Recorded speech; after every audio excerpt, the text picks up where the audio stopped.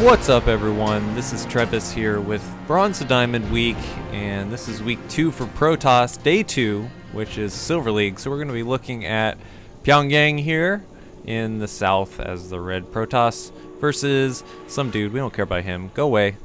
Alright, so what I wanted to look at today is I want to just emphasize to you and ingrain inside of your head how important the beginning of your build is to the first, well, let's say 50-ish supply.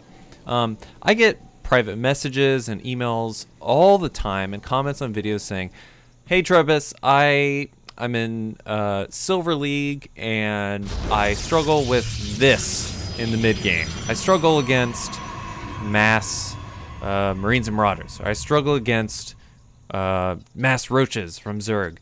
How do I beat this?" Well, the answer is you need to have your fundamentals be better, and the biggest part of your fundamentals is your build order. If players try to improve in the mid to late game, something that would be fixed by improving the early game. Basically, if you can nail down your beginning build, you're going to end up so much further ahead in the mid to late game that those things that gave you trouble aren't going to give you trouble anymore. You're just going to beat them easily. Okay, so we're going to be looking at Pyongyang. He's going to be doing a Forge Fast expand, and we're going to watch his Forge Fast expand, and then we're going to watch Minigun do it versus Idra. So the first mistake here is not staying in the base to do scouting, especially with Forge Fast expand. You need to be scouting to see what the Zerg player is doing, so you know how many cannons to lay down and what order that you're going to build your Forge, your Gateway, and then your Nexus. So we see here Pyongyang going for his Forge first, missing some probes right here. Missing probes. Get the production tab up. And then there goes the Gateway. And then we're going to see just this long period of making cannons without getting the Nexus down. And the reason this is bad is because these cannons become completely unnecessary. They're not defending anything. There's no attacks coming, so there's nothing to defend. And as of right now, the scouting never should have stopped because there's no Zerglings on the field yet. I don't think. Yeah, there's no Zerglings on the field. So the Protoss player, you could still be scouting, seeing the hatcheries going down, and we're going to see another hatchery going up here as well. And it makes these cannons unnecessary, and it delays our Nexus a huge amount. Skipping probes again right here to get the Nexus up, and the Nexus finally goes up around 4 minutes. Remember this time. A little after 4 minutes, the Nexus is going up. We've got 2 cannons down, which is plenty to defend. The thing to scout for in the beginning is scouting for the gas, because if the Zerg player is going to try to break you, they're either going to break you with Roaches or with Banelings, and they need gas for that, so keep an eye on that gas. Cybernetics core is going up. A pretty severe supply block right here. Can't make any probes right now. The Zealot is blocked. So all of these things are just delaying every aspect of his build order. Another cannon going down that is also an unnecessary cannon. So we have a total of 450 minerals here that are really doing nothing. There's not even been any Zerglings coming to the base yet. And there's not going to be. There's a single Zergling easily defensible by probes alone. Another pylon going up. This pylon's unnecessary. There's no way we're even going to get to 52 supply for a long time, because we don't have any unit producing structures besides the Nexus and a single Gateway. And another cannon going down over here. What the heck is this? What is that cannon doing? And a cannon here. What is that cannon doing? It makes no sense, friends. So, and this is another concept that I see a lot, where it's like people, if they die to something, they try to defend against everything possible. Like, oh, there's going to be mutas coming, maybe eventually, so I got to get some cannons up so that the mutas can't kill me, right? Well, no. So I'm just going to speed through to 8 minutes, and Here we go, 8 minutes, and we're gonna count up everything that Pyongyang has here and everything that he has in production. So total for units, he has 31 probes and 1 zealot, and that's it. That's all the units he has on the field. For things that are in production, he has his +1 attack going down, he's got a stalker going down, he's got his robotics facility going down, a couple probes, and the warp gate is forgotten. Unfortunately, he forgets to get warp gate. So with all of those things in mind, the 31 probes and the 1 zealot and this +1 attack and the stalker, we're going to switch over to watching Minigun do this exact same build. I'm going to show you how unbelievably important it is to know your beginning build order and to be able to execute it perfectly to get just so far ahead of your opponent. So let's go ahead and jump into that second replay. Real quickly, I just want to thank you guys for supporting me with your likes and your comments. It helps me so much. Last time I set a goal of 200 and you guys actually crushed it. It's over 300 right now. So let's go for 400 this time. And I think you guys can do it. Enough self-promotion. Let's get back to the video. Okay, so here we are in the second replay. This is Minigun versus Idra on Shakuras Plateau.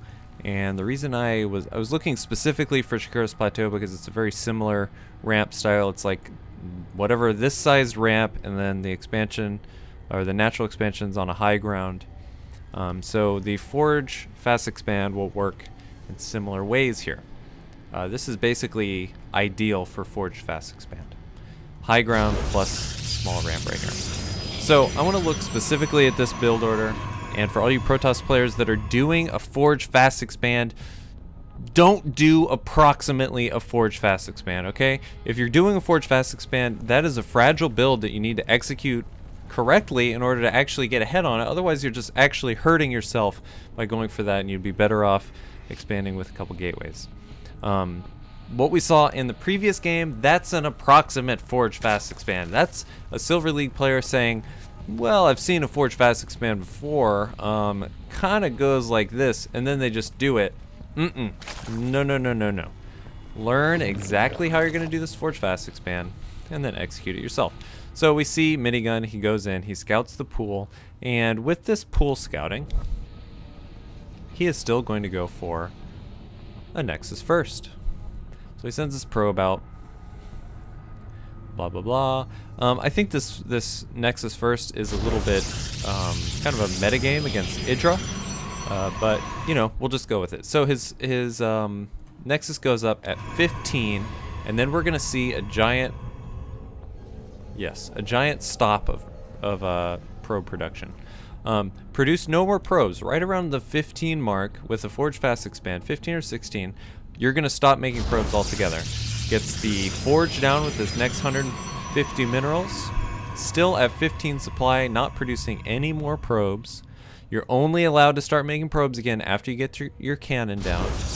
Producing another gateway. Okay. Speeding up once again. By the way, there's some of this business going on. Don't worry about that. Cannon goes down, and then after that, the probe production can start. Notice that the chrono boost has to get high. You just can't spend it.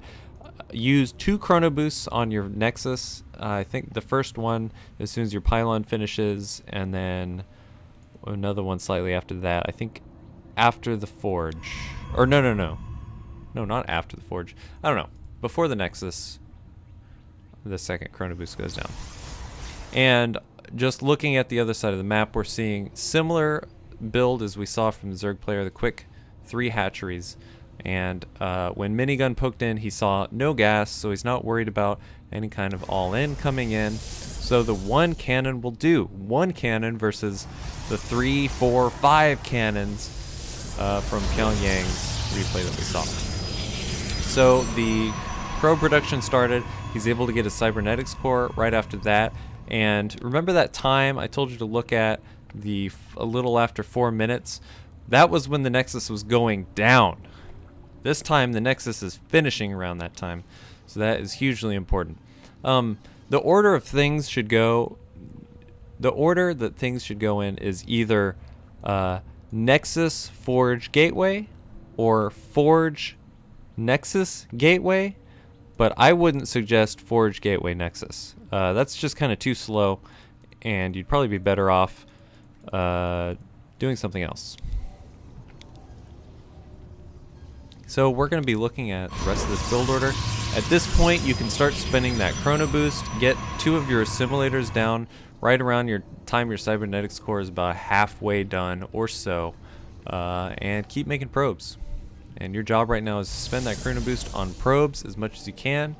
Get some guys on this geyser. Guys on the geyser. First Zealot is coming out. More probe chrono boosting.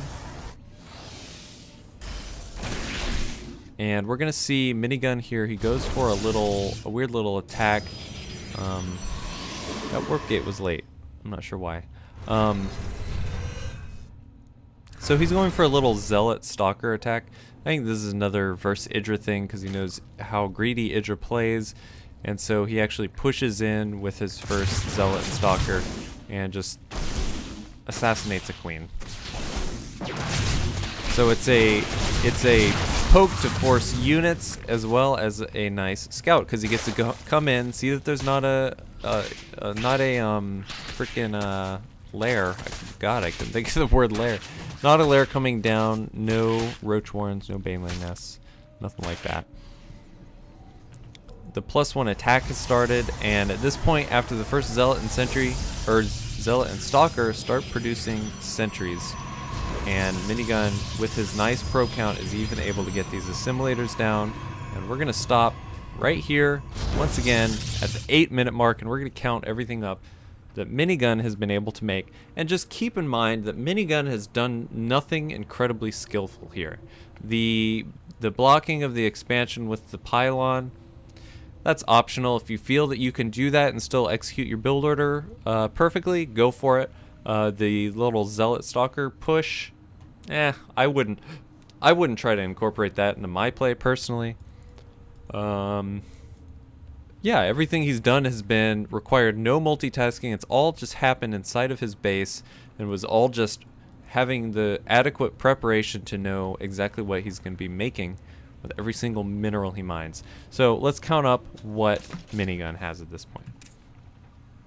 Minigun has 43 probes versus 31 probes. As far as units, Pyongyang had 1 Zealot.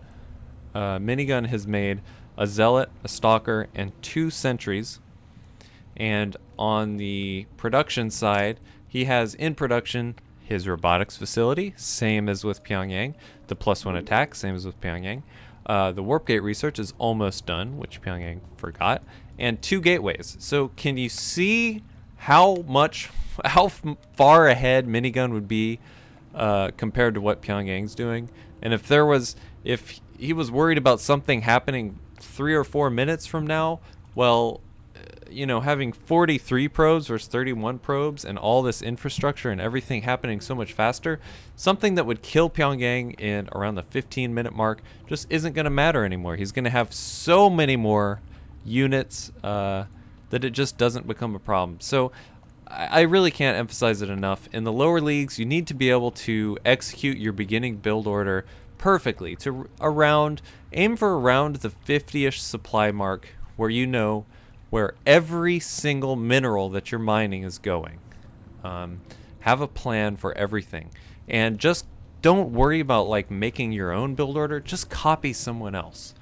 Even if you don't understand exactly why they're doing everything, that's the great part. You don't have to. You don't have to understand why they're getting their gas timings at this time or this timing at this time. If you can mimic it and you can start using it, then you can start figuring those things out on your own eventually later on down the line, but you don't have to divine them yourself. You can just copy someone and have a successful build order, and there's no reason you couldn't be in the same spot right here with 43 probes and all these units out and so much further ahead than we saw in the first game. So that's my lesson for the day, is if you don't know your beginning build, Don't worry about the mid game. Don't worry about the late game, because you know what? You only get to those things through the early game. And if you're not doing the early game right, why bother trying to improve your late game? Because if you improve your late game and your early game still sucks, well, you're still losing games that you shouldn't, because your early game is weak. All right, so that will be the lesson for the day. As always, please like and comment and favorite and stick your head out a window and yell, "Bronze to Diamond Week, woo!" Yeah, so stay tuned. Gold League is going to be tomorrow. Thanks for watching, guys, and GG.